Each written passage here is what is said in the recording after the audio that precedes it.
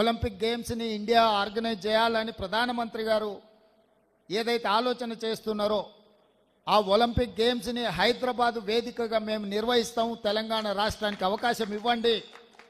International standards స్టేడియంస్ని అన్నిటిని కూడా infrastructure Telangana రాష్ట్ర ప్రభుత్వం క్రియేట్ చేస్తుంది. తెలంగాణ రాష్ట్ర ప్రభుత్వం ఆ వసతులను అన్నిటిని కూడా ఇప్పటి నుంచే ప్రణాళికబద్ధంగా అభివృద్ధి చేస్తామని చెప్పి మేము వారికి చెప్పడం జరిగింది.